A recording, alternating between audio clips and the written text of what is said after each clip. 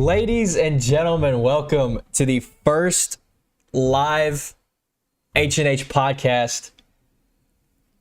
I'm excited. We're making sure everything's working. I think we are live right now.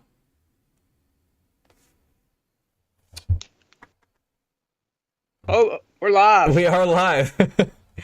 If you guys obviously are watching on YouTube, we are live right now with episode 12 of the H&H Sports Podcast. If you guys are on Spotify or on Apple Music, and if you're wondering if there's any hiccups or anything, we are trying to live stream this live on YouTube. So bear with us for this episode as we try to get used to this. But welcome to episode 12 of the H&H Sports Podcast.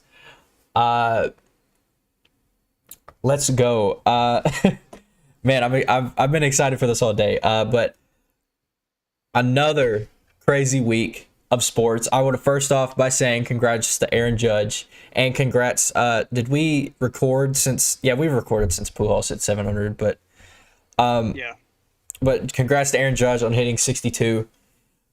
Some people are still saying oh, that's the single season home run record, but the record books say it's Bonds. But either way, he's still got that AL season home run record. So congrats to Aaron Judge. He's had a phenomenal season. I don't think he'll win Triple Crown because he sat today and he wasn't the AL batting average leader. So I don't think he'll come away with the Triple Crown.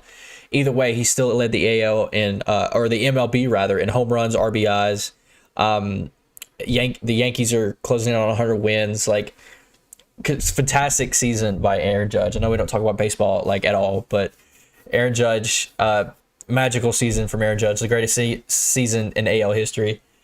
Just wanted to recognize that. But this week, college football was pretty crazy, I would say. I want to start off by talking about Oklahoma. The last episode's title was Is Oklahoma's season over? And it is now. It definitely is now. And I've heard people say oh, Oklahoma lost because they didn't have Dylan Gabriel. Well, Dylan Gabriel wouldn't have stopped TCU from scoring 55 through three quarters. It wouldn't have happened. So, yeah. Yeah, that was brutal. I mean, that was rough. It looked like Oklahoma shouldn't have even belonged on the same field as TCU. It was a rough day for Oklahoma. TCU came out guns blazing. Even in the first quarter, they were up 24-3 or whatever. TCU was it was completely head and shoulders above Oklahoma in that game. Another team that struggled was Georgia. Georgia did come out with the win, but they only beat Missouri by 4 points. Now Missouri They beat Missouri by 4 points, and Missouri only scored one touchdown the whole game. Georgia struggled. I say struggled. They beat them by 20, but they struggled to Georgia standards against Kent State last week, and they struggled mightily against Missouri this week. And with the first 3 weeks, we were convinced that Georgia was the best team in the entire country. With the way they were killing ranked teams, and just the way they were handling their business, beating teams by 50+ points. It was clear cut that Georgia was number one. But the past 2 weeks, they've shown that they're, mortal, and that they can be, they can stumble.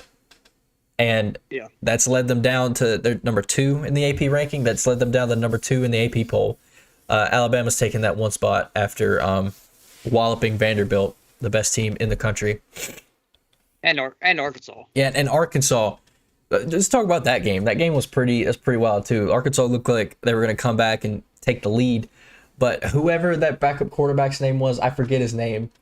But Jalen Milroe, he might be the fastest player I've ever seen ever. And fastest quarterback even. The way he ran the ball on that on that 3rd and long. Yeah.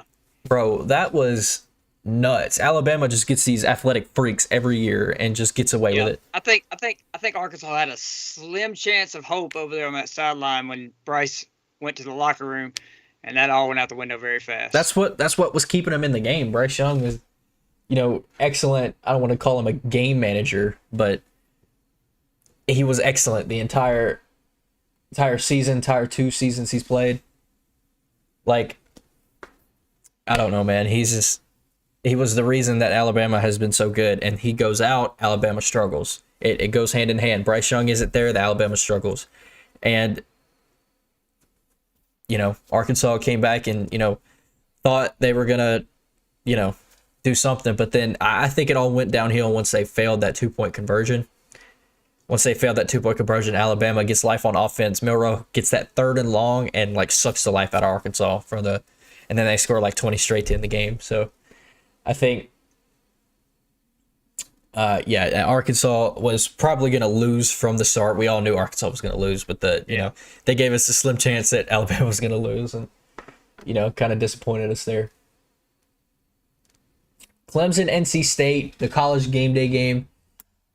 The NC State pick wasn't looking so bad, but Clemson pulls away at the end, seals it. Devin Leary looked good in that game. Yeah. I thought NC State had a shot. Really, I did.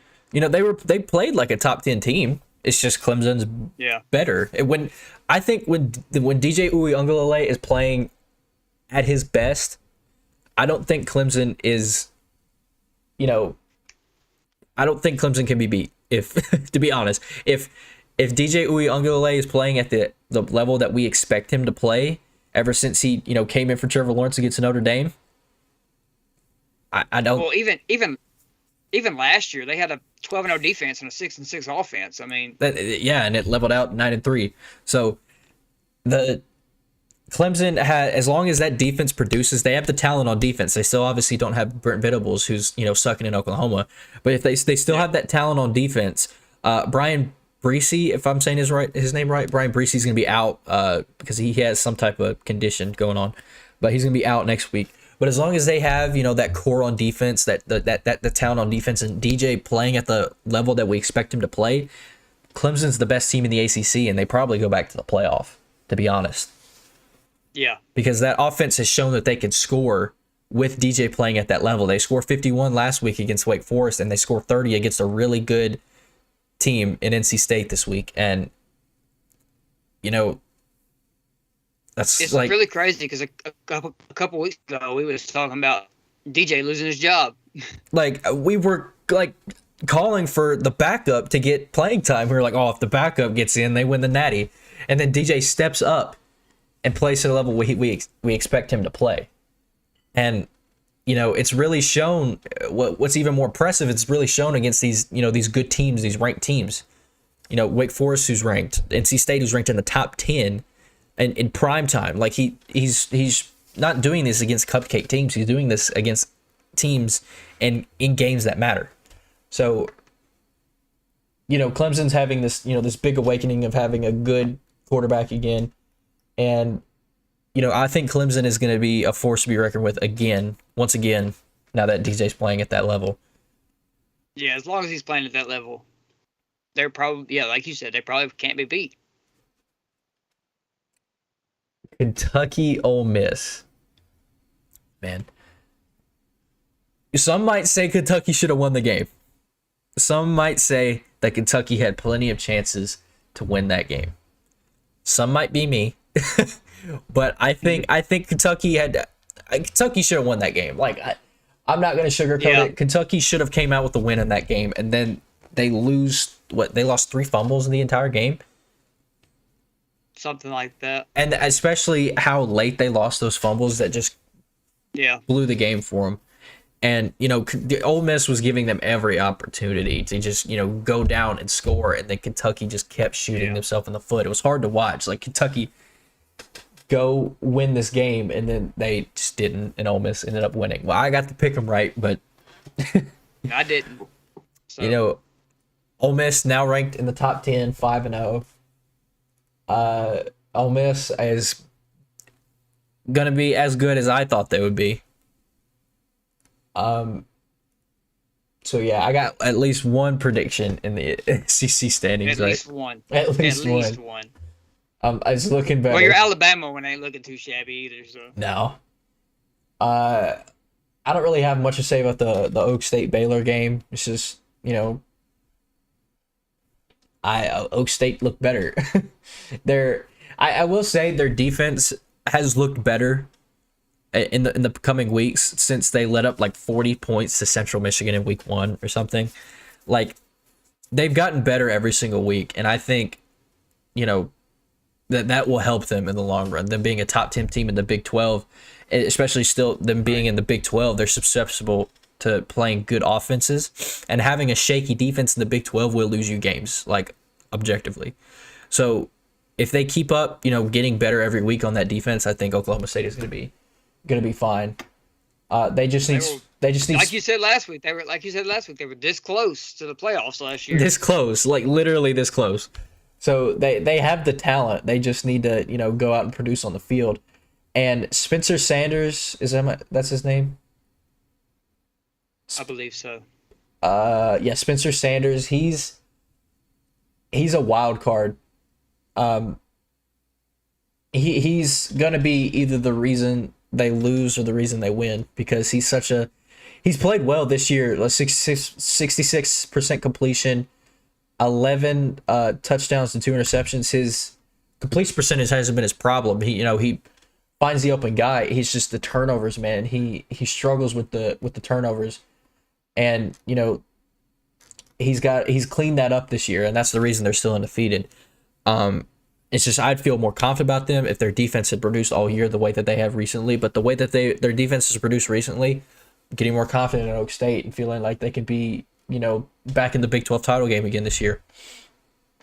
It's just watch I say that, and they're going to lose in Oklahoma at the end of the year after Oklahoma's looked terrible. It's going to be Oklahoma State and Kansas in the Big 12. Hey, man, Kansas could win the Big 12 with how the Big 12 has looked this year. But I'm saying, like, Oak State has the guys, has the talent to be able to produce on that level if they just stay consistent. Utah, Oregon State through 3 quarters looked like a close game. I said Oregon State could give Utah fits in this game, but they took their foot off the gas pedal and they got killed at the end. Utah blew the game wide open. Yeah. And Texas A&M, man. I'm not picking them again the rest of the season. Like, A&M, like, they don't have an offense. Like, they don't. Yeah, it's bad. And I really didn't expect. I thought I picked Mississippi State to win, but I didn't think they beat them by that much. Like, you let Mississippi State score 42 points. I know that's a rough offense to guard, but still, 42 points, and you call yourself a top-end SEC defense, man. Like, I have no more faith in A&M at all. I know still Mississippi State's a decent team, but you go from losing to App State to beating top 10 Arkansas. Man, some could say that win is luck, but still beating a top 10 team in Arkansas. It definitely was. Yeah. But still, beating a top 10 team in Arkansas and then coming out and losing, getting blown out even by Mississippi State, I have no faith in Texas A&M the rest of the season. Like, I think if A&M... Yeah, and it doesn't get easier this week. I think if A&M... Yeah, against Alabama, it's not going to get any easier. I think if A&M... I don't know if they'll miss a bowl game, but if they're fringe like 6-6, 7-5, Jimbo could be on the hot seat. I saw this earlier. His buyout would be like 89 million. They're paying him so much money to win 7. They're giving it's Gus Malzahn over again. They're paying him so much money to win 7 games every year in the SEC, and he's under contract till 2031, and like his buyout goes down every year, obviously, but it's like sure it costs $89 million to fire Jimbo Fisher. I don't think they'll do it after this season. But if they go like 6-6 or 7-5 this season, I don't care what recruiting class he has. I don't. If he doesn't produce on the field, he's gonna get fired. He is. Like, Jimbo's got to do better. I understand it's the SEC. I understand you play good teams every week, but so does Nick Saban. But so does Kirby Smart. But you're making $90 million. Like you're a national championship winning coach. You should be winning these games, and you can blame it on the team being like bad and being young or whatever, but it's you got to produce. Like Alabama's team every year is filled with freshmen every year. They are the best freshmen in the country, but they are still filled with freshmen. Freshmen are freshmen no matter what. And it doesn't matter because they have Nick Saban at coach. Because Nick Saban, I'm not trying to tell Jimbo Fisher to be Nick Saban. I'm saying you got to just coach better. Just be better. If you're expected to win 9-10 games every season in the SEC with the kind of coach that you are, and you're winning 8-7 games every season, that's not going to cut it. That's why Gus Malzahn was fired. That's exactly what's happening here. So he's going to be the next freaking I don't know, some team in the American coach if he keeps it up like this. The Purdue Minnesota game, this Purdue's good. They are. But Minnesota Tanner Morgan threw 3 picks in this game. 3 picks against the Purdue defense. Man, I liked Minnesota as an underdog team. I liked that they finally got ranked and got shown respect. But to come out and to lay an egg in this game, it's rough for them. And they're gonna have to bounce back. They got a tough schedule coming up. And Wake Forest, Florida State. I hated that Florida State lost this game. I hated it. They had chances to win this game. They just couldn't get off the field. They had plenty of chances to win the game. I mean, they just couldn't get off the field. Yeah, it was rough. But Wake Forest is good. I know they lost to Clemson. Like in overtime even, but I think Wake Forest is going to be good. They might. They're in the same division as Clemson, right? I believe so. So, I think they have the type that Clemson has. Obviously, has the tiebreaker over Wake Forest, but yeah, Clemson would have to lose 2 games, right? Yeah. I was going to say that they could easily be in the ACC championship this year again, but they're in the same division as Clemson, so I don't see Clemson losing anytime soon. But Florida State, man, they had every chance to win that game. They couldn't get off the field on third down, and they were forced to 3rd and longs so much in that game. It was rough to watch. They had a lot of penalties too. Just kept shooting themselves in the foot. Yeah, it was a classic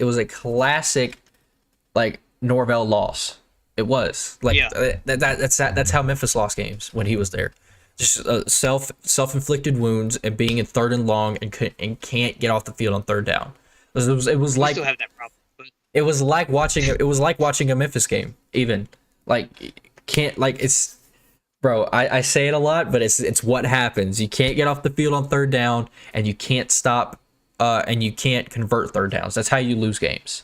3rd downs are what are the key to games, and turnovers. But we're talking about 3rd downs. But yeah, Florida State big loss at home, but I think they'll be fine. Kansas State, Texas Tech. I picked Texas Tech to win this game. I think. I'm not sure, but I think I picked Texas Tech to win this game. I thought they could have, but Kansas State is just, Kansas State's really good. Adrian Martinez looked like the Heisman frontrunner in this game. He had 170 rushing yards and 3 touchdowns. He played out of his mind, and Texas Tech had no answer for that. But yeah, I thought Texas Tech could win that game. But classic Big 12 game. Texas Tech beats a ranked Texas, and then next week they lose. But again, it is to a good Kansas State team. Speaking of Kansas barely beating. Rock Chalk Jayhawk, baby. Yeah, don't ever say that ever again. Only in football. Only in football. Only in football. Only in football. Anyway, freaking Kansas, bro, is 5-0 and ranked in football. Bro, I was 7 years old the last time this happened. 7. I'm 20 now, and we're talking about Kansas being ranked. That means I was 6. Like, bro, Kansas is ranked in football. They're a decent ranking. They're not 25th.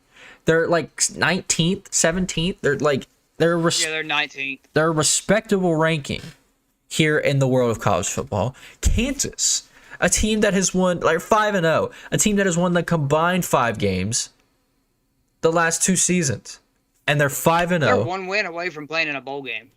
1 win. When was the last time they played in a bowl game? Nobody knows. They do have a whip of a schedule coming up. I know they might lose out. They really might lose out. Like, even if they do, it's a dub season. 5-7 for Kansas is like winning the national championship. But it would be kind of disappointing after starting 5-0. Anyway, they could lose out, but it's a good possibility they do lose. They just need 1 win though to make a bowl game. Yeah. Maybe they'll beat Oklahoma. If I'm a Kansas fan, all I'm asking for is 1 win. 1 win. They're getting 2. I think in that last stretch, I think the most they'll get is 2. That is a rough schedule. I think every team they play is ranked. Most of them. But still, that is a rough schedule they got. Anyway, I'm ready for pick'ems, man. We got a boatload of pick'ems this week to celebrate the first live broadcast of H&H. We'll start with the pick'em records. Still a tie, 29-21 for each of us. We both went 8-7 last week. Not a very good week for either of us. I know, man. Every game I looked at, I was like, got that wrong, got that wrong, got that wrong, got that wrong. My pick'ems have been rough. Yeah, it wasn't a very good week for either of us, but we're going to change that this week, hopefully. All right, week 6. Obviously, there's a game going on right now, but we're not picking that. So, whoever wins is whoever wins. I hope both of them lose, but obviously can't happen. I think UCF will win the game, but anyway. Well, I think SMU will win then. Okay. Just because you said UCF. There you go. I'm a menace. Houston versus Memphis. Memphis is 3-point favorite. Over favorited or favorited English. Favorited. I gotta pick Memphis, man.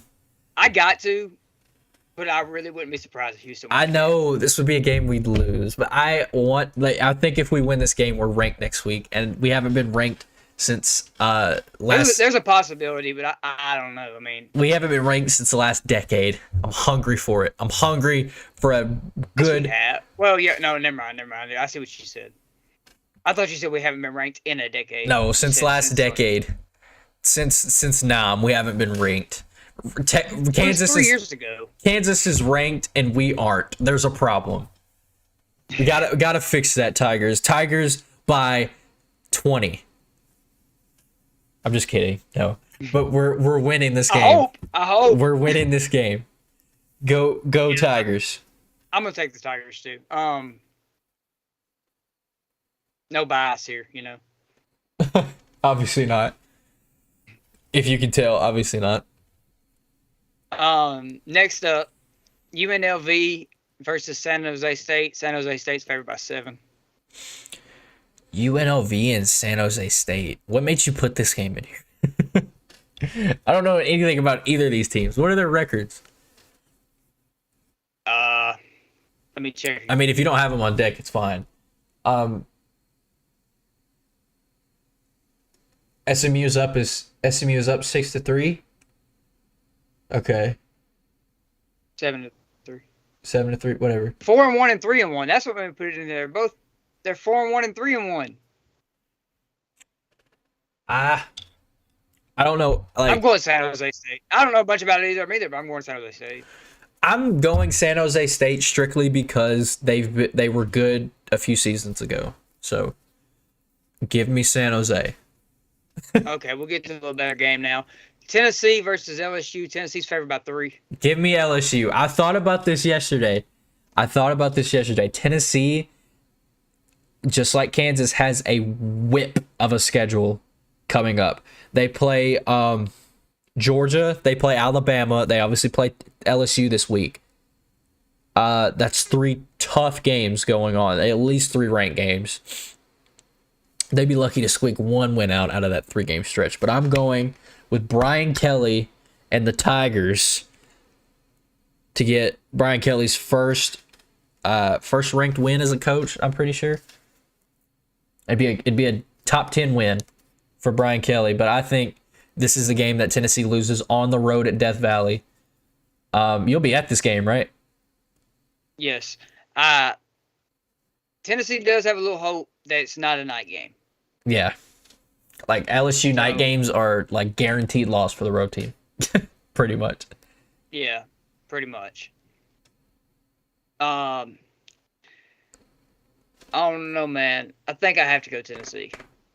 I'm gonna go with LSU. This is a trap game for Tennessee. This would be a trap game for anyone. Yeah, I mean I could see LSU winning, but I think I'm going to pick Tennessee.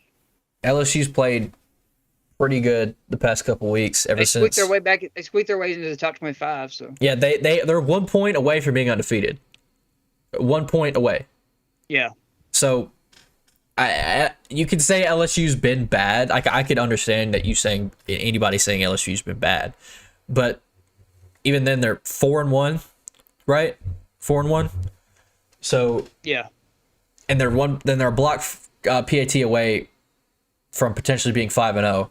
So people could say how bad Brian Kelly's been doing this first 5 games as LSU head coach, but he's got a 4-1 team in the SEC. I right now with the I thought LSU was going to be bad this year. I thought they would probably peak at 4 or 5 wins, and they're 4-1. I think LSU. I'm taking LSU to win this game. yeah. I'm gonna take Tennessee, but I mean I don't know. I just think Tennessee will win. They're the better team on paper. Absolutely, but I think with LSU finally being ranked, they're playing at home, playing a top 10 team. LSU at home against ranked teams is tough to beat, very tough. They haven't lost much the past couple years, so I'm gonna go with LSU to win this game.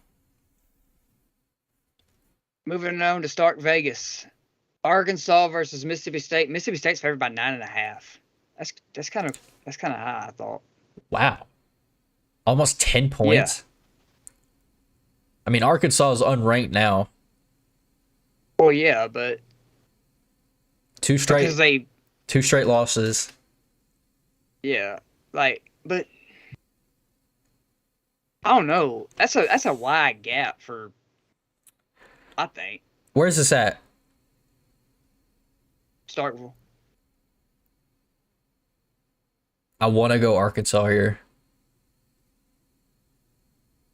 I think that these are 2 complete opposite teams, man. We got the ground and pound of Arkansas and the air raid. Throw it 70 times a game. The air raid of Mississippi State. These are 2 completely opposite teams offensively. Man.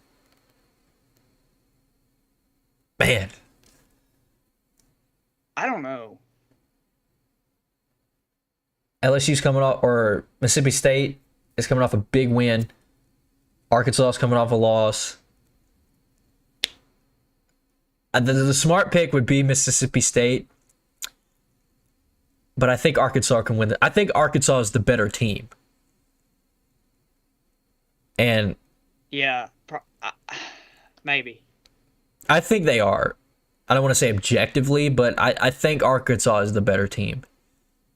And yeah, I'm going to go with Arkansas to win this game. Give me Arkansas on the road, 10-point underdog against a ranked football team. They get back on track. I'm going to go with Arkansas. Yeah, I think I'm going to go Arkansas too. I don't know, man. Like you said, I think they're just the better team. Yeah, I don't really know why. I don't know why I'm picking Arkansas, but I am. Our Kansas gets the W over Mississippi State ranked. They probably get back in the top 25 if they win this game. So I'm gonna go with Arkansas. I just think they're better. And Yeah. in Starkville is a tough place to play, but I'm gonna go with Arkansas. Purdue versus Maryland. Purdue coming off a big. Maryland's favored by 3, by the way. Maryland's favored. What's Maryland's record? Is their only loss against Michigan? Give me a second. Yes. Oh, Maryland's a tough out. They played Michigan pretty well in that game. Purdue's coming off a big. I might go Maryland. Is it at Maryland? Yes. I'm gonna give me Maryland. Tualia Tagovailoa gets the W against Purdue. I'm gonna go with Maryland. I'm gonna go Purdue. I think Purdue's good. Yeah, I know that Tua's brother plays for Maryland and all that, and Maryland did play Michigan close. Obviously Michigan made it look better at the end on the scoreboard. Because they had that Blake Corum couldn't be stopped. He had 5 rushing touchdowns and he had like 200 something yards on the ground. Obviously, like Michigan is so much better, and that's why they helped. That's why they did so well in the run game. But Maryland's run defense is shaky, right? Their pass defense is good, and all Purdue pretty much does is pass the ball. Their run game, they run out of like pass like setups, right? Their run game is an extension from their pass game, is what I'm trying to say. So with Maryland's decent pass defense and their abysmal run defense, I think they get away with, playing Purdue. So I think that's what helps them. But I don't want to steal your spotlight right there. I wanted to get that point across. Oh, you're good. I wasn't able to say really much. I was just saying I picked Purdue. Now the only Big 12 matchup that doesn't feature a ranked team, and it's Texas versus Oklahoma. Wow. What this is that shows how crazy this year has been. The Red River Showdown is like getting the only unranked Big 12 team. The Red River Showdown, nobody's hyping it up or nothing because both of these teams are terrible this year. Not terrible, but they haven't lived up to expectations. Texas is favored by 7, by the way. 7? Oh wow. I think Ewers is back this week. Last time Ewers suited up, Texas brought it close. He was balling out. Texas brought it close to with Alabama. I'm gonna go with. If Ewers plays, I'm going Texas. But if Hudson Card is the starting quarterback, I'm gonna go with Oklahoma to get back on track and win that game. Says Quinn Ewers could play versus Oklahoma. Momentum building for Texas football's Quinn Ewers to return. If Quinn Ewers plays, give me Texas. But if he doesn't and Hudson Card starts, I'm going to go with Oklahoma. I'm going to go Texas either way. I'm going to go Texas. Even with them being, it's still going to be a good game, I think. Last year it was probably the craziest game of the season, and this year it could be like that again. But I'm gonna go. If Quinn Ewers plays this game, there's a chance that Texas just blows them out. They almost did it last year, but they took their foot off the gas and blew a lead. I'm on the fence. If Quinn Ewers plays, I think Texas wins. But if not, I think Oklahoma is a really good football team. It's just people are turned off by Oklahoma with the terrible loss last week. I'm going to go Oklahoma. Final answer, give me Oklahoma. I'm going Texas. Oklahoma with or without Ewers? Yes, give me Oklahoma. Okay. All right. This is kind of weird because this is the very next game is Texas Tech versus Oklahoma State. Give me Oak State. It's kind of weird.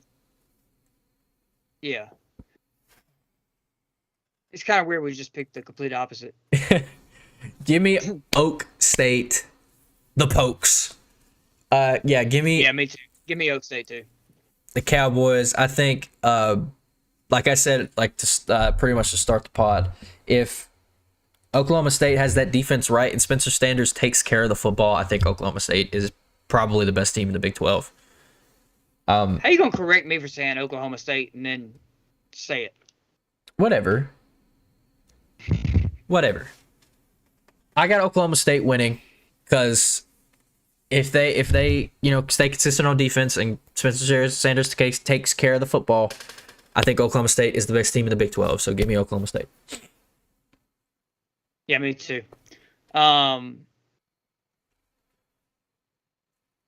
Utah on the road at Chip Kelly's UCLA team. They look good. UCLA's undefeated, coming off a ranked win at home.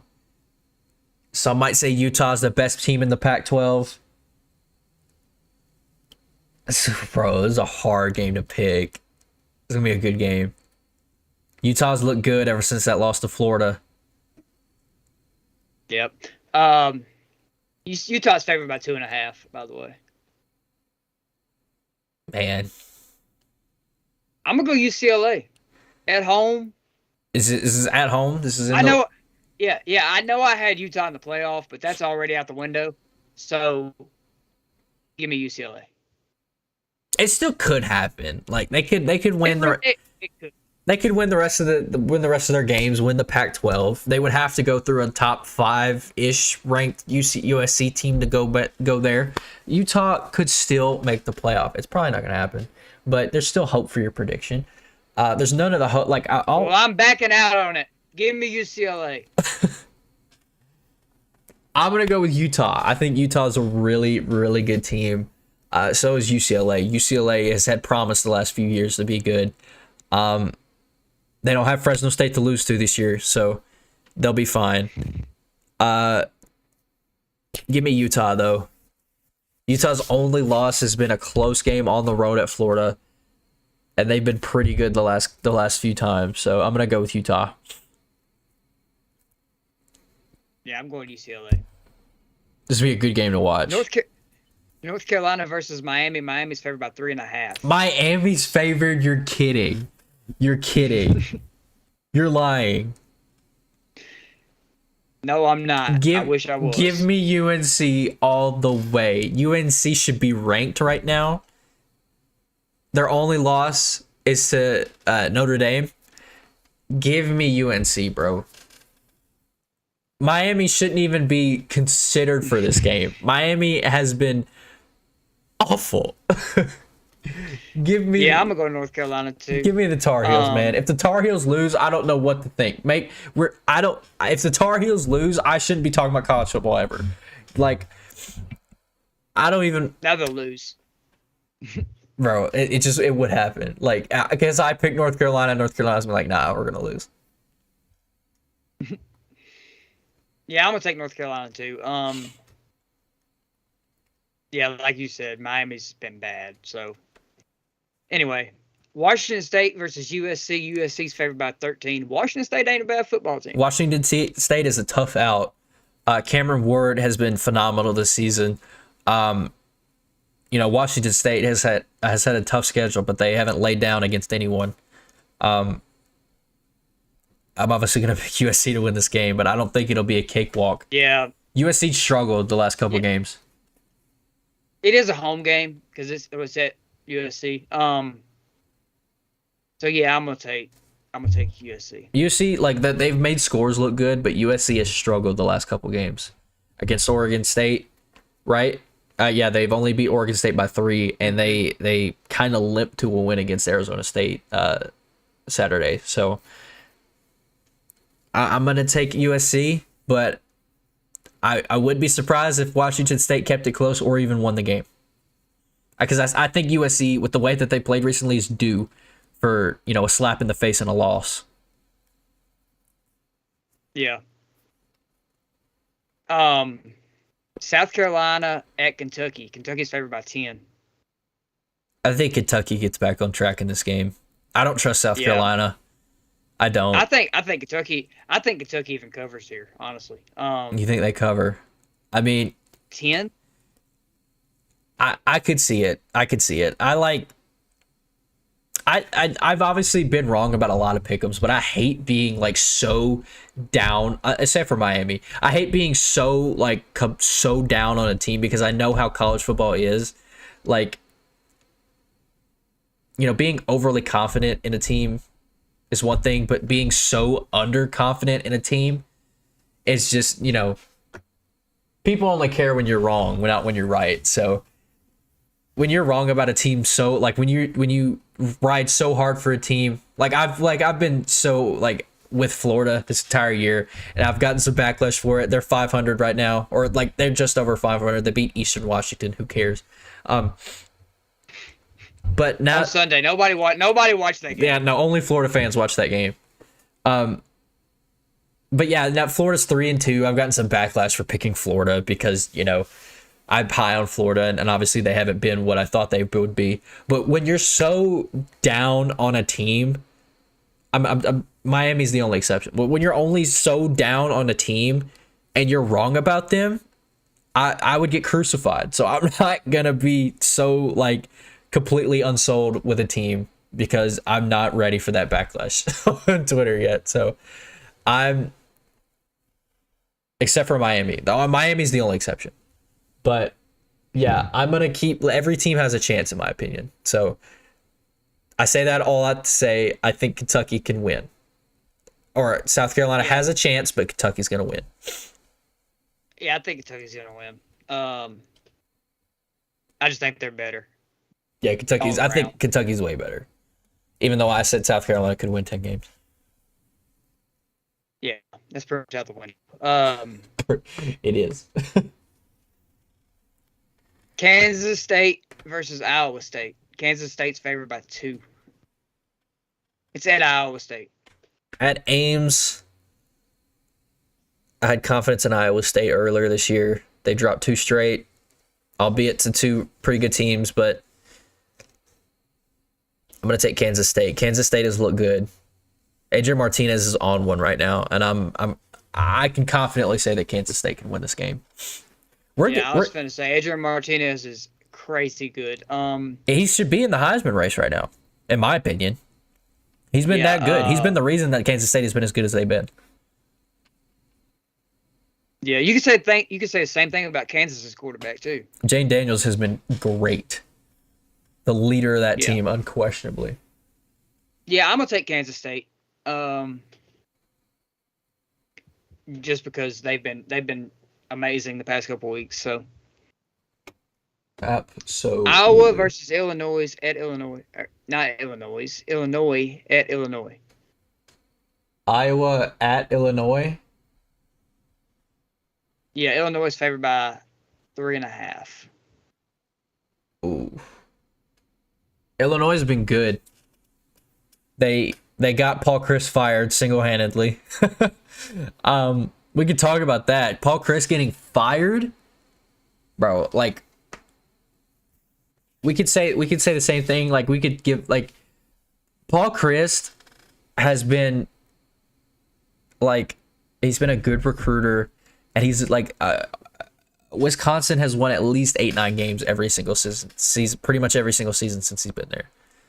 And bro, to fire him like that after a 2-3 start is questionable to me. When you have a coach that's trusted, that has, is as trustworthy as Paul Chryst and has shown that he can be a good coach in the Big Ten, I think he's made 3 Big Ten championships since he's been there. Maybe even more. They've won none of them, but it's been to at least 3. I think 4. That team from Ohio exists. So yeah, I think it's been 4 since he's been there, and it's the one bad season he has that you let him go. That's a questionable move to me. I would have kept him personally. I say all that to mention that Illinois has been good this year. They've been good. Who are they playing? Iowa. Iowa. You know the field goal and 2 safeties. Iowa. That team. Yeah. I'm gonna go with Iowa because I don't know. I'm gonna go with Iowa. Just this is one of those games, like Iowa loses this game and then beats like Michigan. Well, they already played Michigan, but they beat like Penn State or something. yeah, they beat like Penn State or somebody and lose this game. Like that's how Iowa works. Like they win this game and then they go beat like a top 10 team. Yeah. Was it Iowa or Purdue that beat like 3 top 10 teams last year? It was Purdue. They beat Iowa. Funny enough, they beat Iowa, who was ranked 2 on the road, and then they beat Michigan State, who. That's right. Yeah, I remember that. Coming off a win against Michigan, so I think. But Iowa's the same way. This is a game Iowa loses, and then they beat like Penn State or somebody like that. Yeah, you don't want to be a high ranked Big Ten team if Iowa loses this game. You're in trouble if Iowa loses this game. You know the next ranked Big Ten team that Iowa plays, you're in trouble. I'm gonna go Iowa because this could easily be like a 15-9 game. Yeah, I was gonna say I think the over under on this game was like 35. Yeah, this could easily be like big. And I would probably take the under. Big under game right here. This could be a classic Big Ten football game. I'm gonna take Iowa because Iowa wins those games. BYU at Notre Dame. Notre Dame's favored by 3.5. Oh, this is a big game. Yeah, this is a big game. Notre Dame's gotten back on track after the 0-2 start. A little late, but they have. They've taken a minute to get back on their feet. Are they 3-2, or did they have a bye last week? 'Cause I don't remember seeing Notre Dame playing last week. I do just because they've been terrible. So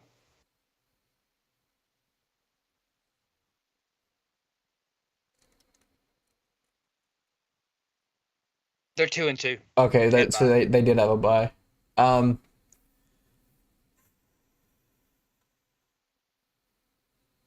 don't know, man. I kind of like BYU here. That's what I want to go, but I feel like Notre Dame.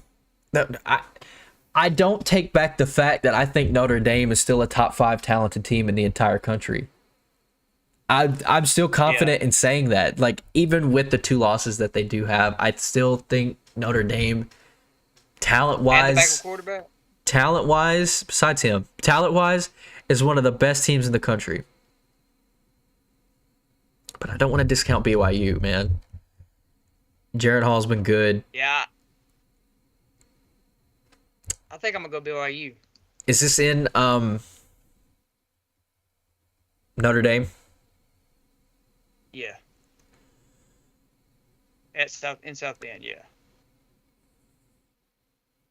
I'm gonna take the Irish. I'm gonna take Notre Dame. Notre Dame gets back on track. They don't make the national championship like I thought they would, but they get back on track. They beat BYU at home. I think this is a winnable game for Notre Dame. Yeah, I think this could go either way, honestly. This is like that Oklahoma Texas game. It's like it's pretty much a toss up. Yeah. This one I don't think so much. Alabama 24.5-point favorites or 24-point favorites over Texas A&M. Alabama covers. Give me Alabama. Alabama covers by a lot. Yeah, I'm gonna take Alabama. Alabama covered that after being only up 5 to start the fourth quarter last week. So, and they get him at home this year. And without Bryce Young, give me Alabama. Give me Alabama. I wouldn't be surprised. I'm not sure I'd rule Bryce Young out. I mean, if I were Alabama, I would sit Bryce Young for this game. Yeah, you could, but even last week, he came back to the sideline in his pads. So, like, obviously it's not that bad. Yeah, but You know what I mean?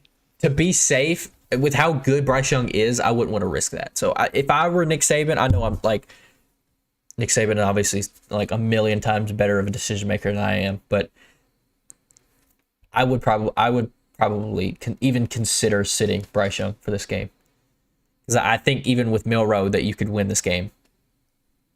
He got burned last week, and he's gotten shown a good SEC defense. So I would be confident in Alabama even to cover with Milroe at quarterback. So, but you are still missing a Heisman level quarterback, so I don't really know. Yeah, I'm gonna take Alabama. Yeah, give me Bama. The Tide. I have some people texting me telling them we're ducking their question, but I don't see their question. Yeah, it says message retracted. He asked some type of fantasy football question, but I would have left that to you to answer. It says it says Josh in the chat talking about fantasy football. Oh, he said never mind. It's not on the topic. Okay. Next. Okay, so we both took Alabama. Anyway, moving on. Florida State versus NC State. This could be a good game. It has potential to be a good game, I think. Is this at NC State? Yes. It's in Raleigh. NC State. NC State's favored by 3, by the way. As much as I hate to say it, I gotta take NC State here. NC State is so good. NC State is really good. Besides that hiccup week 1 against East Carolina, I think NC State has been outstanding. Even against Clemson, they played about as well as they could have. And just I'm gonna take NC State to win. As much as I hate to say it. Yeah, I'm gonna take it. I'm gonna take NC State too. Yeah. Oregon State at Stanford. Oregon State's favored by 7. Wow. Vegas believes in Oregon State too. I'm going to take the Beavers. The Fighting Beavs to win this game. Yeah, I took them in the upset last week and it didn't happen, obviously. So, but I'm going to take them again this week. Oregon State. And not an upset. You ready for the game of the week? Yes. Give me TCU minus 7 on the road. minus 7. Bro, you're kidding me. Bro, they got this game as the 12 o'clock game on FS1. The game day game. Some people can't even get it. Bro. Well, it could be worse. You could be App State. You could have game day and be on ESPN Plus. It's because they played Troy, bro. They picked the worst game to cover for App State. They didn't because they won on a Hail Mary, but still. The matchup wise, it wasn't there. Give me Kansas. They're in Lincoln? No. What? Yes. Lawrence, Kansas. I know what you meant. Sold out crowd in Lawrence at game day, Kansas. For like the 4th straight week. They've sold it out like 4 straight weeks. They've sold more tickets the past 4 weeks than they have in the entire history of Kansas football. Give me Kansas. They can't lose. Give me Kansas. They can't lose. I'm riding the Kansas train till the wheels fall off. I don't know why. I just am.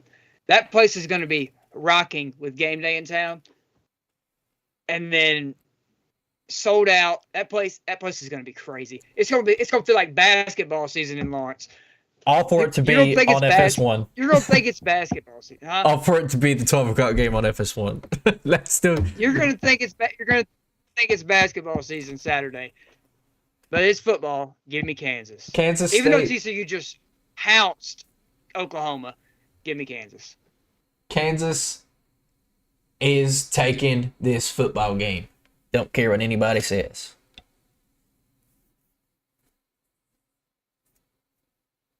That's all I got. Dang, we went through 18 games that quick. Man, oh man. It's pretty quick. We appreciate everybody that's watching the stream here. This has been fun. I like the no cut continuous talking that stream requires. So we appreciate you guys being in here. On to the NFL. I want to start with the Tua Tagovailoa stuff. The ignorance and the stupidity to play him on Thursday last week is mind-blowing. Whoa! I went back because I had to go back and listen to the podcast for the records for the pick'ems. Yeah. You said, your words, you said on the podcast, when we talked about Tua clearing concussion protocol, you said, I can't say I blame the Dolphins for that. For what? You said, obviously you want Tua on the field. For putting him back in last Sunday. Yeah, but like, I'm sounding like contradicting myself here, but like, if I didn't know that he cleared concussion protocol in 12 minutes, like, bro, who does that? Puts your player through concussion protocol in 12 minutes? That just takes. What did they ask? What did they ask him in that amount of time, or what did they do to clear him, bro? Concussion protocol takes at least like 2 quarters, and you put him through in 12 minutes? Like, bare minimum. Bare minimum. Once I learned all the details and stuff, obviously I blame the Dolphins. The Dolphins are stupid for that. Mike McDaniel has every reason to be fired at the moment. Obviously, he's not playing this week, but Mike McDaniel has Tua could have died. Like, actually, he could have died on the field on Thursday. There's people, like, there's a concussion doctor that told him he needs to just retire. Like this with his fingers? This with his fingers, bro, should have told you everything. Tua risked his life playing that game on Thursday, and the worst possible outcome happened. Like, a concussion on top of another concussion is life-threatening, and it showed with this mess right here. So I think Mike McDaniel has every reason to be fired. They're obviously not going to fire him because the Dolphins are off to a good start. So next time we know, Tua will be like Antonio Brown taking his shirt off, running off the field and stuff. The CTE kicks in. Yeah, I'm going to get that out of the way. Prayers up for Tua, though. Yeah, Tua's such a likable guy, man. We love watching him play. As much as the criticism we've had on him, like, Tua's like such a fun guy. Obviously, he's looks like he's awesome to be around, awesome person. We hate to see that with anyone, let alone Tua. So, obviously, prayers up for him. Hope he gets better and gets back on the field. Josh said Mississippi State wins on Saturday.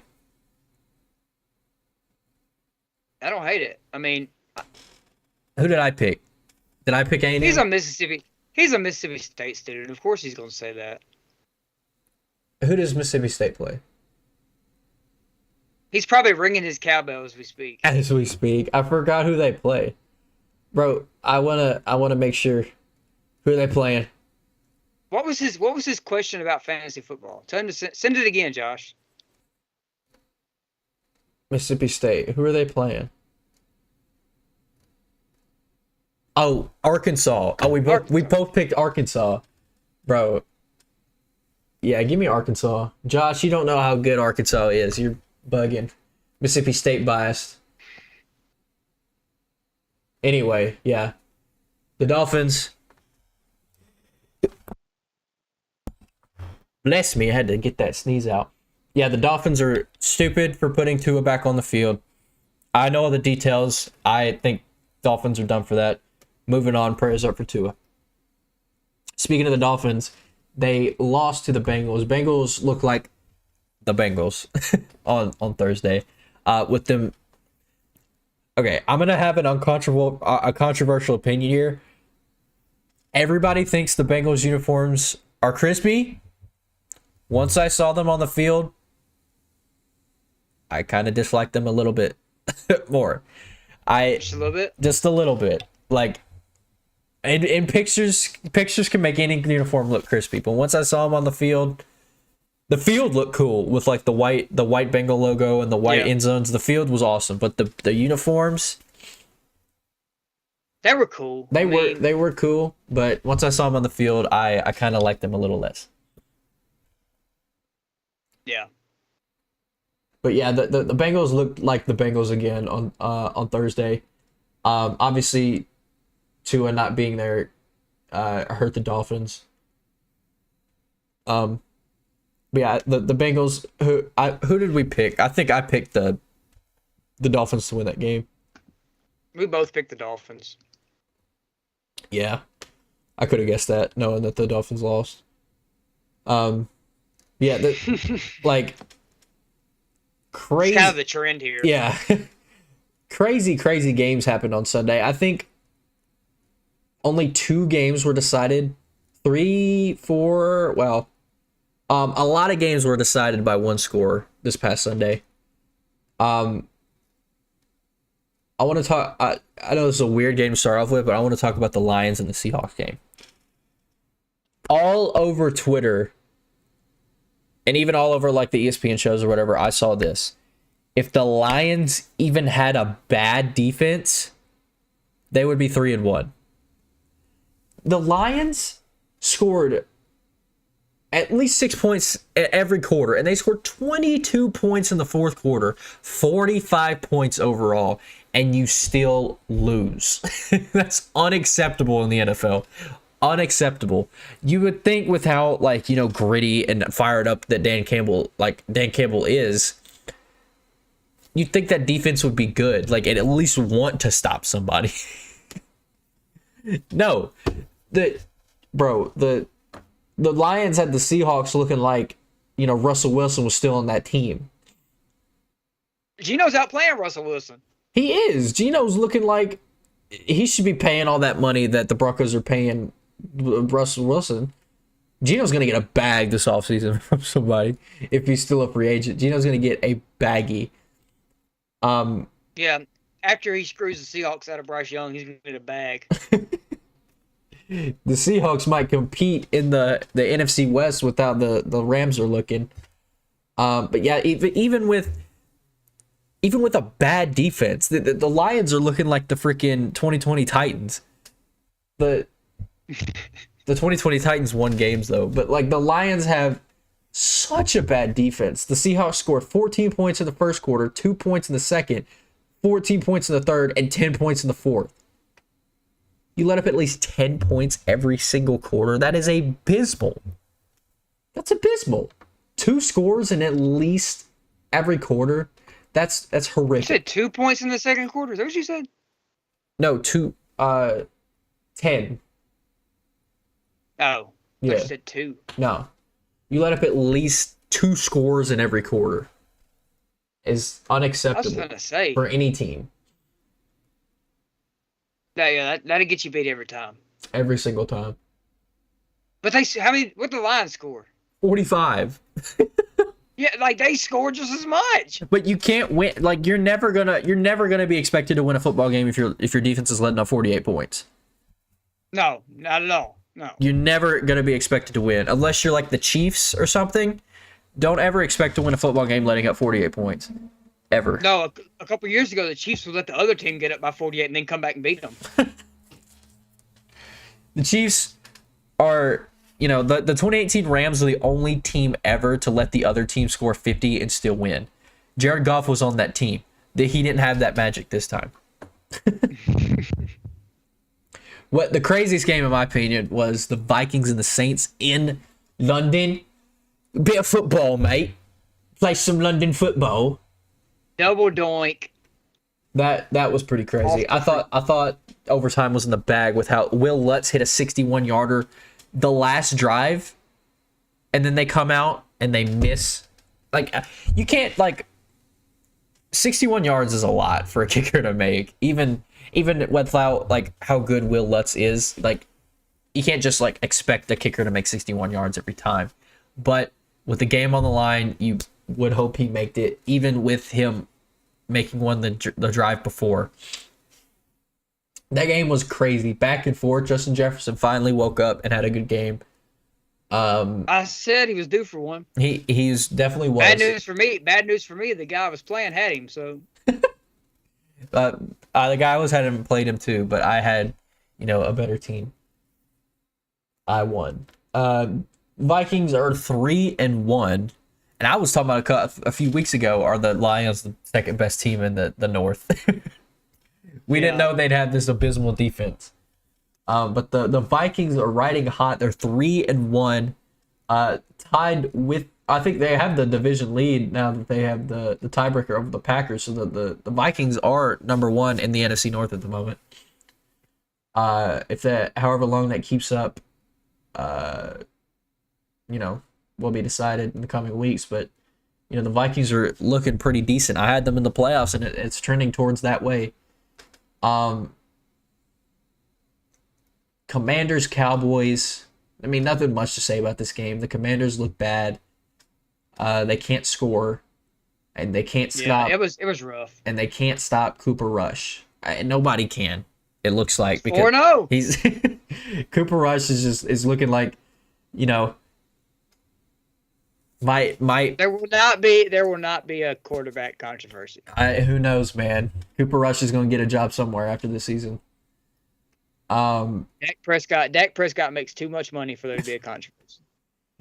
He does. Jaguars, Eagles. Even like Jaguars were down the Jaguars were up 14-0 in this game, and then they got brought down to earth a little bit and lost the game. But I thought like after they were up 14-0, like, are the Jags the team to beat in the AFC this season? Like, what is happening? The Jags are back in 2017 form. Their defense is playing well. I'm not gonna, kill them for losing to the 4-0 Eagles. The Eagles look great. The Jags had a lead for a while. The Jags were, taking it to them. And, Trevor Lawrence breaks the NFL record for fumbles lost in a game. That's how you lose games. That's how you lose games. Every time. Every single time. You can't expect to win losing 4 fumbles in a game. Come on, Trevor. It may have been 3, but even then, that's horrible. Jags only lose by 8. Eagles are looking fantastic. And you said them being the best team in the NFC was an overreaction. The Eagles? Yeah. At the moment, it probably was, but... At the moment, it was. I mean... Eagles are looking good. Right now, it's not looking like it. Only undefeated team in the NFL left. Jets, Steelers. Not much to say about this game, but the Jets with Zach Wilson look 10 times better than the Jets with Joe Flacco, in my opinion. Yeah. Zach Wilson knows how to control that offense better, and he caught a touchdown. Joe Flacco could never. He got that dog in him. He does have that dog in him. He's a cougar for life. I'll say that. That's all we're gonna say about that. Bills, Ravens. Say that stat you said before the pod started blew my mind. The Ravens have only. You want me to say it again? The Ravens, you can, yeah. You got it. In those 2 losses, the 2 losses that they've had the past 2 weeks, or the past 2 losses that the Ravens had at home, they've trailed for a total of 14 seconds. 14. The Ravens. And I want to say this. John Harbaugh, you have the greatest kicker in the history of the NFL. In the 4th quarter. 4th and goal. Yeah, you have the MVP frontrunner at quarterback. But you got to take the points in that situation. You don't... At that point, I wouldn't trust my defense at that point. As a coach, it's probably hard to say, but you've blown your lead at this point. It's tied up. 4th and goal, I'm taking the points. Yeah. Especially with Tucker coming to kick the field goal, man. I take the points there every time. I know we got Lamar, and Harbaugh is, historically an aggressive play caller, to his own demise at sometimes, but like Sunday, exactly. Hindsight's 20/20, but you got to take the points there, man. You got to take points. The Bills came out shaky though. The Bills look terrible. Like objectively, the Bills. The kickoff, right? Yeah, and Josh Allen threw a pick. Objectively, the Bills looked bad to start the game. They did. And, the Ravens did what they did against the Dolphins. They took their foot off the gas pedal and they lost the game. That's what you do. And you could say that Harbaugh's call to go forward on fourth down lost in the game, but who knows, man? The Bills come out and they win. They're 3-1 on the season. Their defense did them no favors at all. They didn't. That's what I'm saying. You've seen your defense blow a lead, and it's the fourth quarter. Critical drive here. You take points. Take points 100% of the time. The only thing I want to say about the Cardinals-Panthers game is that Baker Mayfield has not been much of an upgrade over Sam Darnold. He hasn't. No, I thought it would be, but it's not. Baker Mayfield has been horrific. It turns out Odell Beckham Jr. was right. It turns out that's the case. Torn labrum or not, Baker Mayfield is not a good quarterback in the NFL. He's shown that he can be. It could be the play calling. It could be the coaching. Matt Rule could be, tanking Baker Mayfield's career. I think Matt Rule, regardless, I don't want to say regardless of what happens, but I think Matt Rule is pretty much out as a Panthers head coach. And I think he's pretty much stamped to be a college coach next year.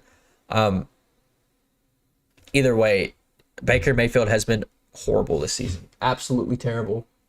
And like you said, it turns out Odell was right.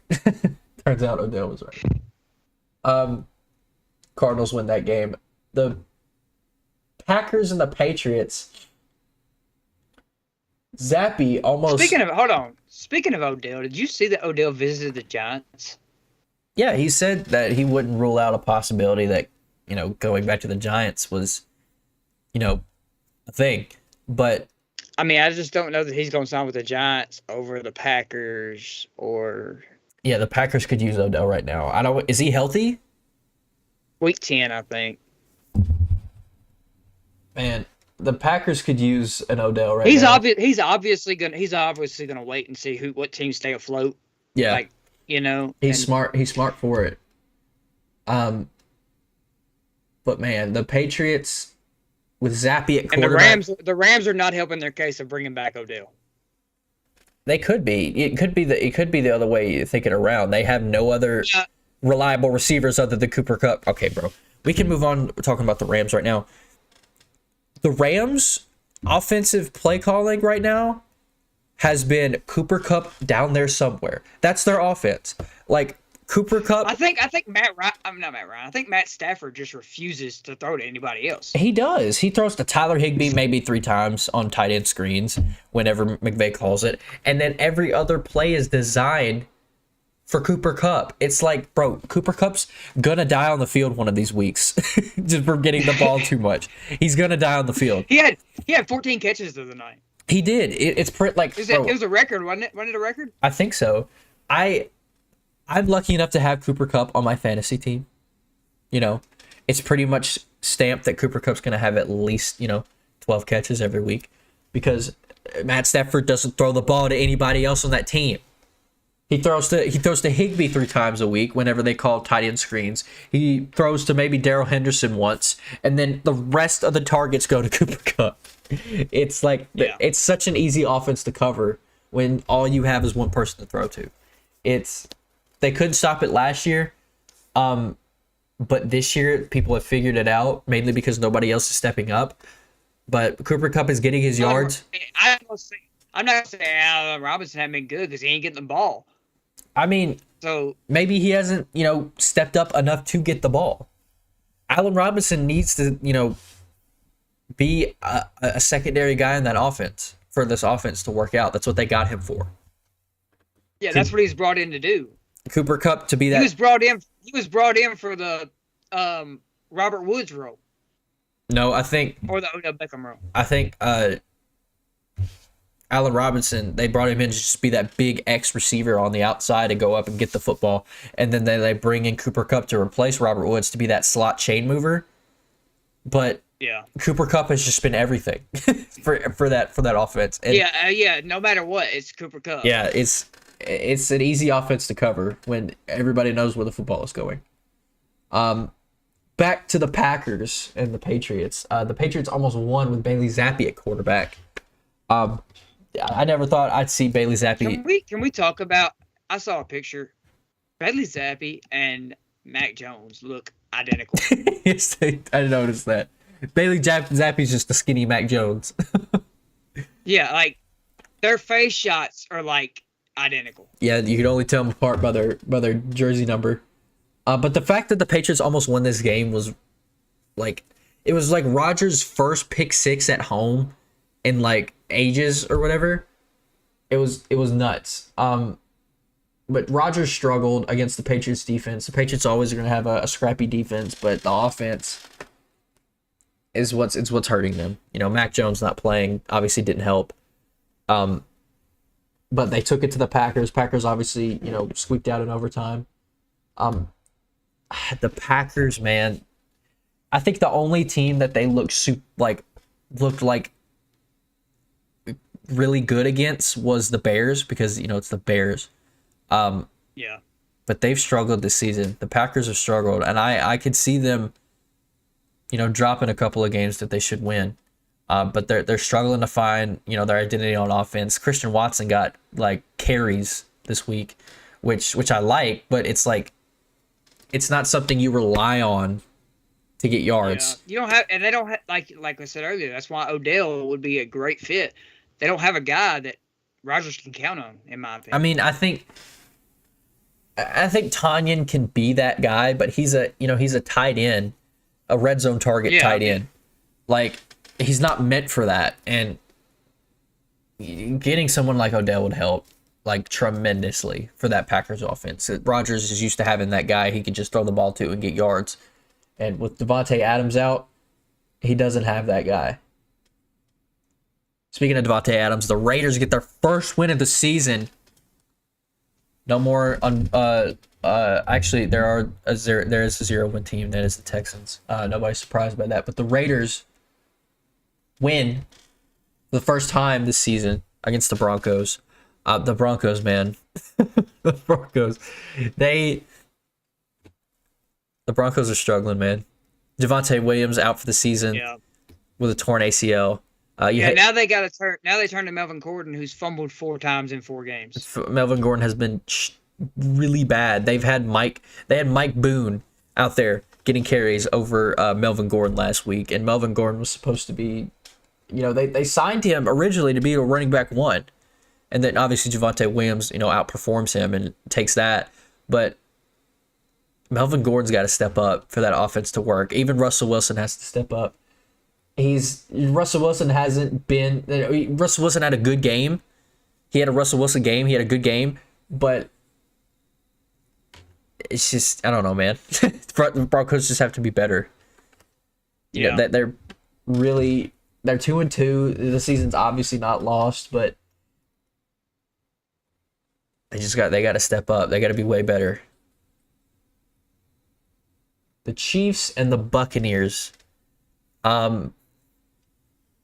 Unrelated, but it kind of related, but unrelated to football. Tom Brady and his wife are getting divorced. Bro, I don't remember her name or how to even pronounce it. But I think it's Giselle. Giselle, pronounced Giselle. I think so, but she is like, she's looking at the Bucks like, man, y'all are 2-2. You came out of retirement to be 2-2. Like, the Bucks are struggling, man. Yeah. They obviously found their offensive groove after, Godwin coming back and Mike Evans coming back. You know what this means, right? I mean, this means Tom's going to play for like 10 more years. He's got that. They put that chip back on his shoulder. He's unmarried now. He's, coming off a 2-2 start. That means he's going to play until he's 50 at least. Like, the NFL. But I wonder, it's like automatic to wonder, like, is this a part of the Bucs' slow start? Is that in Brady's head? Like, is Brady not as focused? Brady's played fine. I just think he didn't have any receivers.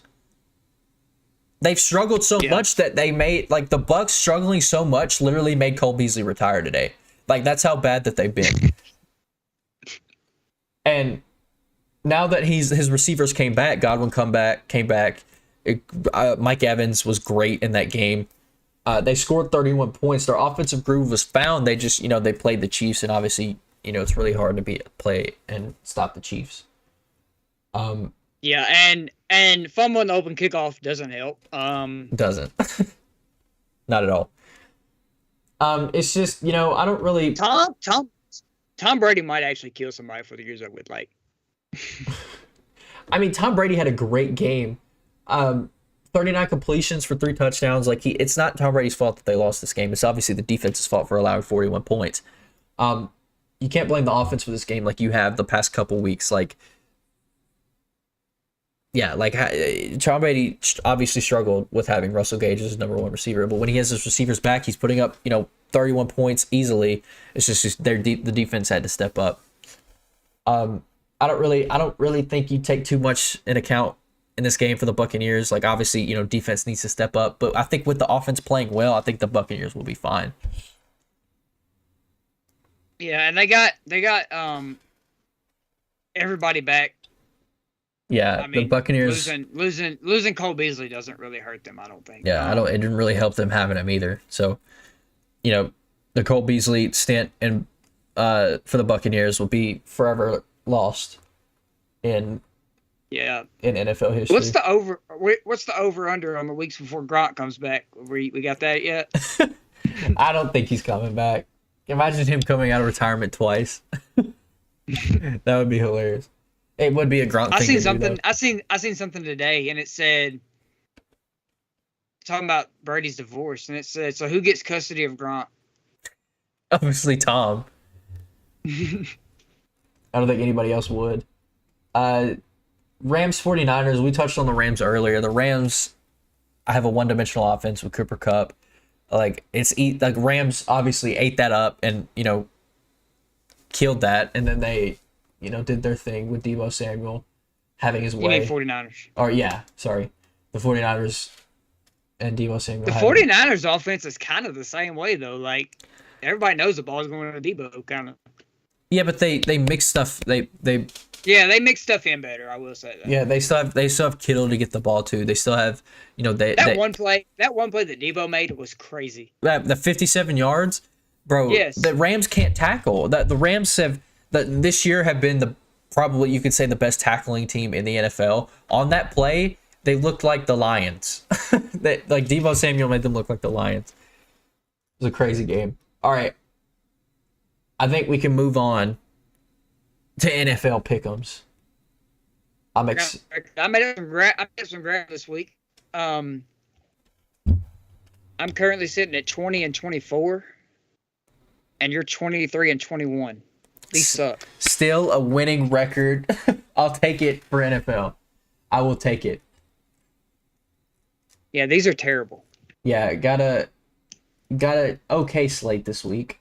Starting on Thursday, the Colts, the Jonathan Taylor-less Colts, going to Mile High to play the Broncos, the struggling Broncos. They're having a mid-off. Who do you got in this game? I think I'm gonna go the Broncos. I agree. I think the Colts will struggle to move the ball without Jonathan Taylor. Even last week with Jonathan Taylor, they struggled to move the ball. So, yeah, there's a lot of inconsistency, I think, in Indianapolis' offense. So yeah, I'm gonna take the Broncos at home, and they need that game that gets them back on their feet, I think. So I think this will be it. Against a good Colts defense without Darius Leonard or Shaquille Leonard. As long as Melvin Gordon doesn't fumble like twice. Yeah, I'm confident the Broncos too. Even against a good Colts defense without Shaquille Leonard, I'm gonna go with the Broncos as well. The Titans on the road in DC against the Commanders. Titans are favored by 2.5. Yeah, the way the Commanders looked last week, I think Brian Robinson might play this game. I don't know if he'll play. They said it's a possibility. He, I don't know. I haven't looked today. he could, but I don't know. But I'm gonna take the Titans, just because of how bad the Commanders have been, and obviously, like you say, can't pick against the Titans. Yeah. Titans. Even as long as Derrick Henry's running for 100 yards, we shouldn't lose any. The past couple games, he's ran for at least 120 total yards. And he's looked good the past couple games, and Commanders don't really have a reliable defense anymore like they used to. So I'm gonna go. Yeah, with Chase Young standing on the sideline. Yeah, as long as Chase Young's out, I'm confident that the Titans can take this one. Yeah, like you said, the Commanders just look bad. The London game, couple of 3-1 teams here, as we both expected. The Giants. Another London game this week. Yeah, the Giants and the Packers. Give me the Packers. The Giants are playing like me at quarterback, pretty much. Yeah, both. They might be better off. I think they're turning to Jake Fromm. Jake Fromm. Wow. Jake Fromm. I think that's didn't he sign with them last year? I'm not sure. I think he did. Anyway, they worked out Jake Fromm because obviously Daniel Jones hurt his ankle. Tyrod Taylor has a concussion. And he's got that. Jake Fromm. He's got a couple of reps under the Brian Daboll offense too, so may not be completely hopeless. As long as Jake Fromm plays this game, I'm going. Well, I'm probably going Packers regardless. So I'm gonna go Packers regardless too, but it may not be as bad as you may expect. Jake Fromm. I don't mean to gas Jake Fromm up too much, but he's got a year or two under his belt with Brian Daboll. It's mainly why he signed with the Giants. I think as long as Barkley is playing, and as long as he's playing at the level he's been playing this season, the Giants have a chance. And even with Aaron Rodgers, the inconsistency of the Packers offense may hinder them. So I'm still going to go with the Packers, but the Giants may have a chance, even without Daniel Jones or Tyrod. Yeah. I don't think a very good one, but I'm going Packers.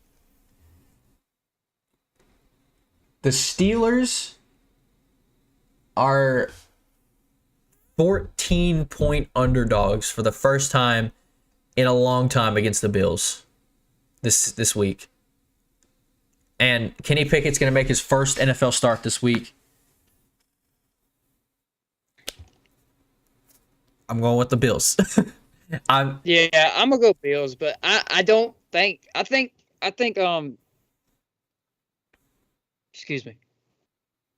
Just with Mike Tomlin being the Steelers coach, I think they're competitive. The Steelers have a chance to win any game against anyone. Yeah. As long as they have Mike Tomlin coaching that football team, they have a chance to win every week.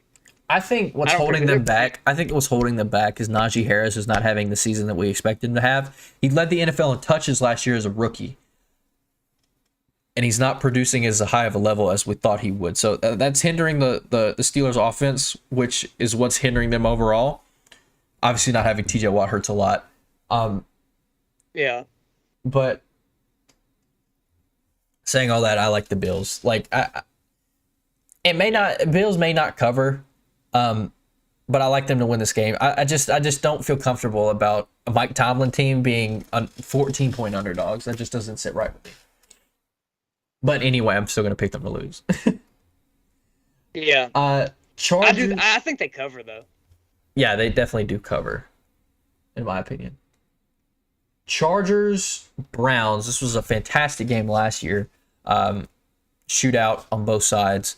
I'm gonna go with the Chargers to win this game. Chargers are banged up. Chargers are favored to win by 3. 2.5. It's in Cleveland. Chargers are really banged up. I could see the Browns taking this game, but coming off a loss to Is Herbert Atlanta, playing? he should be. It surprised me that he even played. It's been a few weeks since he had that rib injury, but I think he's going to play. I could see the Browns winning this game, but I'm going to take the Chargers, even with the Chargers being so banged up. Yeah, I think I'm gonna take the Chargers too. But I like you, I can see the Browns winning. As long as if Herbert's healthy, well, what you call healthy anyway. Eckler will have a game. I'm not gonna say he'll have a game, but he'll have a game worth, Yeah. The Seahawks and the Saints. I'm not sure if Jameis Winston's going to be back for this game. Or Michael Thomas. They both didn't practice, so it's not looking like it. But Andy Dalton didn't look bad. He didn't. He looked pretty decent last week. But he's going up against Geno Smith and the Seahawks. I'm gonna go. The New Orleans is favored by 5. I'm gonna go with the Seahawks. Seahawks are riding their whatever momentum they have into this game, and they're gonna beat the Saints in the Caesars Superdome. Yeah, I think I'm gonna take the Saints.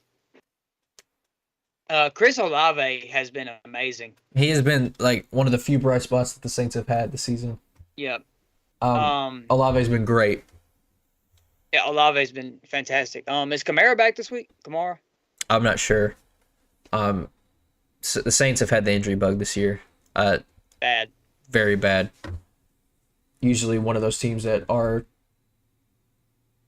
with that. I'm gonna take the Saints. I like it. They're favored by 5. I think the Saints could. Josh says Andy Dalton is an upgrade. Andy Dalton's easily. I don't hate that. Like I could get behind that. I still like Winston better, but Dalton hasn't been bad in the one game he's played. Well, I know it's just one game, but Jameis isn't great. Yeah, Jameis hasn't been great either. He's played injured most of the season that he's played, but I still like Jameis over Dalton. Dolphins at the Jets. Jets are coming off a win while the Dolphins are coming off their first loss of the season. I really do like the Jets with Zach Wilson at quarterback. I'm more confident in them, and without Tua at home, I'm going to take the Jets to win this game. Jets and who? Sorry. I'm going to take the Jets to beat who are they playing? The Dolphins. You're going to take the Jets? I'm going to take the Jets to take the lead in the right. or not the lead in the AFCs because the Bills are there, but Teddy's playing. Teddy Two Gloves. Teddy Two Gloves gets to start. Gets to start. They have the 2 fastest wide receivers in the league.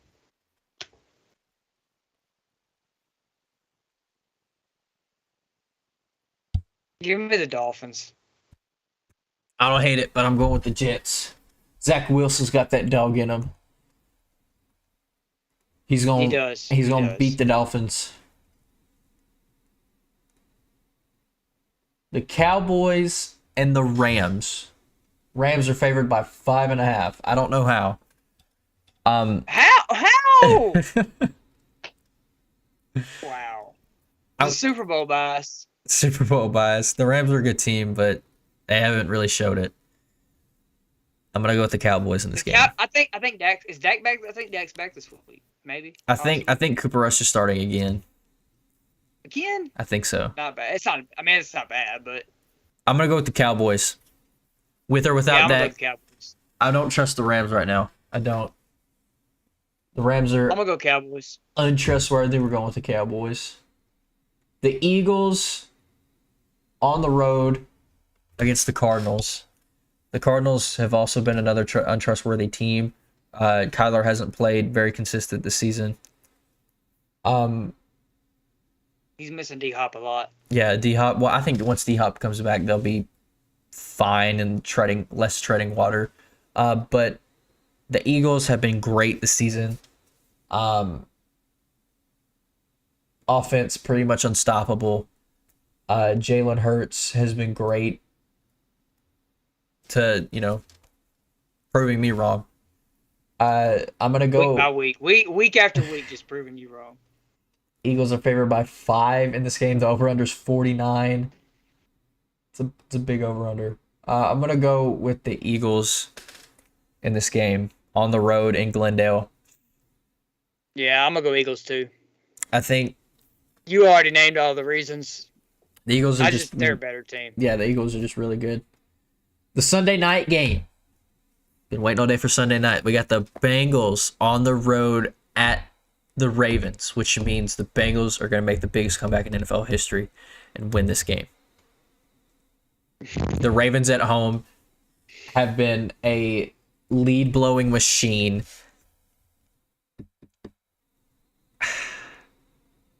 I want to pick the Bengals. I'm taking the Ravens.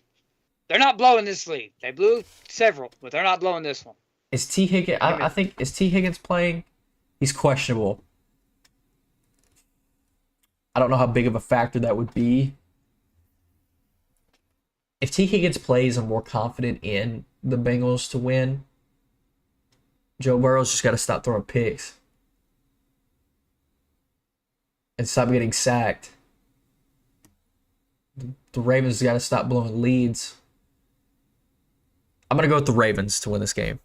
I'm going to go with the Ravens at home. It hasn't mattered yet, but this time it will. At home, Sunday night. Ravens night games at home are usually unstoppable, so I'm going to go with the Ravens to win. Yeah, I'm taking the Ravens too. Bengals are a little shaky. They look like the Ravens last week, but I'm going to go with the Ravens. Or the Bengals. They look like the Bengals last week, but I'm going to go with the Ravens.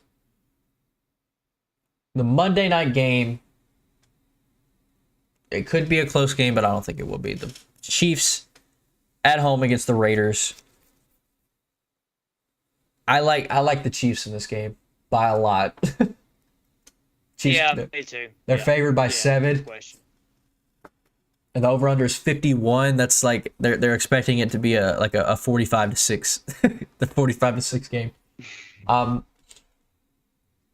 If the Chiefs play like they did Sunday, then they're gonna go unbeaten. They're gonna be tough to beat. Yeah, they're gonna not lose a game if they play like they did again last week.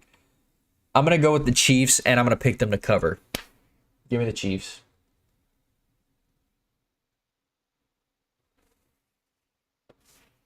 Yeah, I'm going Chiefs. Not bad.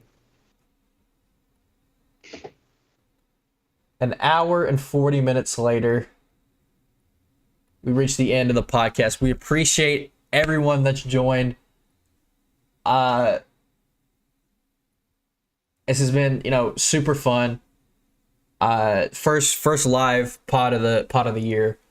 It's been, of all time, first live pod ever. Come on, yeah, man. first live ever in the history of ever. But again, we appreciate you guys listening.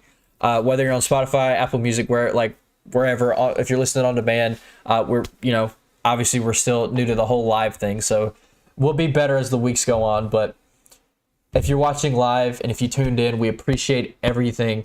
We appreciate you guys tuning in. We don't know if we'll be live again next week, but I don't think either of us are opposed to doing it again, so we'll try our best.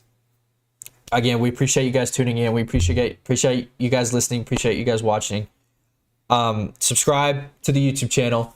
Turn on post notifications. Like the stream. Like the podcast. It really helps us out. Subscribe to Apple Music, subscribe to Apple Podcasts, wherever you get your podcasts. And we appreciate you guys listening. We'll see you guys next week.